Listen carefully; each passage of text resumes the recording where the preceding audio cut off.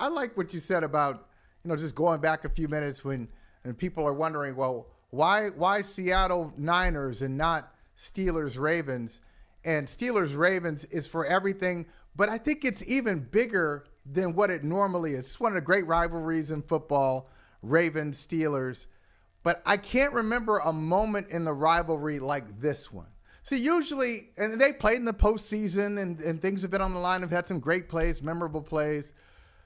But usually when the Steelers and Ravens play, if one of those teams loses, they walk away and they say, hey, well, we gave it everything we had. And so we got a lot of respect for those guys, and we'll just be back next year, and we'll do it again. I'm glad that we have Ravens-Steelers week. But not this time. Because the loser of this game now goes into some sort of crisis. The coach. So the losing coach in this game is going to have to hear a lot of questions that coach is not used to hearing. Okay, do you think you'll be back this year? Did you do everything you could to get this team ready?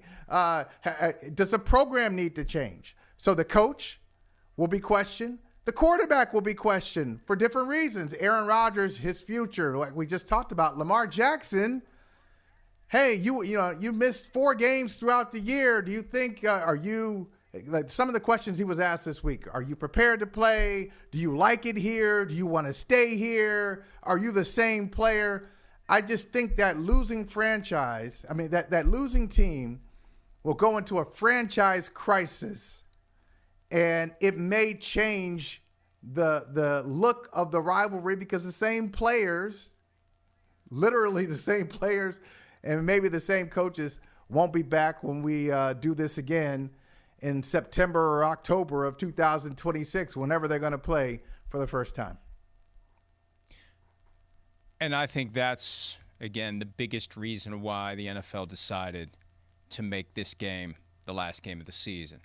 Because the consequences for the loser, whoever it may be, add to the drama. It's an all-in poker hand, and we're going to turn the cards over on Sunday night. And, yeah, the losing team, you're going to have questions about the future of the coach. You're going to have questions about the future of the quarterback. Far more likely Aaron Rodgers comes back next year if they win. And let's hear one little final bite from what Rodgers said on Wednesday before we focus on the Ravens and Lamar Jackson. Aaron Rodgers addressing next year and the reality that his contract expires after the final game of this year. The situation is whenever the season ends, I'll be a free agent. So that'll give me a lot of options. If I still want to play, I'm in a lot of options, but there'll be options. I would think maybe 1 or 2 if I decide I still want to play. But I've enjoyed this experience, and everybody in Pittsburgh has been fantastic to me on and off the field. And it's really what I was hoping for this experience was it's been even better than I was hoping. I don't know how many options he will have because he didn't have many last year. The Raiders weren't interested. Now, the Rams had him as the Matthew Stafford fallback. Remember, we heard all that back in February, right around the Combine, when the Rams gave Matthew Stafford the ability to go see what he can find elsewhere. In the event that they didn't work it out with Stafford, Aaron Rodgers would have been a candidate there. The Giants, he had actually called the Giants, and the Giants evaluated that. He was interested in the Vikings. The Vikings weren't interested in him. I just think if he plays next year, it's not going to be playing for the sake of playing for a team that isn't a contender. He's going to want to handpick a place where he believes he can make a difference. And if it's not Pittsburgh, I don't know where it is. Unless the Vikings have some sort of an epiphany and say, you know what, we got it wrong last year when we said no to Aaron Rodgers. Let's bring him in this year when he's a year older. And let's make things even more awkward after J.J. McCarthy's been the starter when healthy and tell J.J. he's sitting down for a year in his 3rd NFL season while 42-year-old Aaron Rodgers takes over. I just think it's a much more delicate minefield now for Minnesota than it would have been a year ago. So it may just be Pittsburgh or nothing.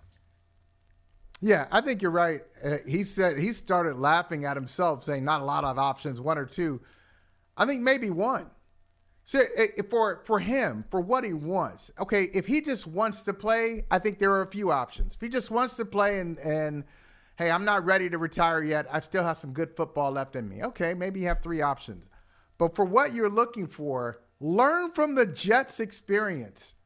Yeah, you can play for a bad team, but when you play for bad teams and bad organizations, things happen that are bollocks. Okay? Things happen that are really terrible. And if he, let's say, goes to the Raiders and he's like the placeholder for a young quarterback that they take number 1 overall, so they just want somebody to sit for a year and watch Aaron Rodgers.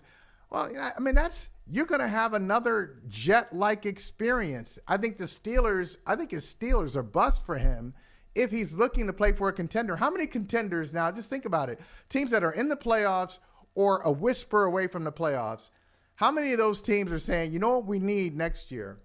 What we need is Aaron Rodgers to be that bridge that will be contenders, but he'll be that bridge to get us to our franchise quarterback who will keep the contention going. I just can't think of a franchise like that. I think the Steelers are the way to go, and if the Steelers aren't interested, and if he wants to play for a team that plays meaningful games in January, I don't think that team's going to be there for him. Hi, it's Mike Florio. Thanks for watching PFT on YouTube. Hit subscribe for the latest news and analysis from Pro Football Talk.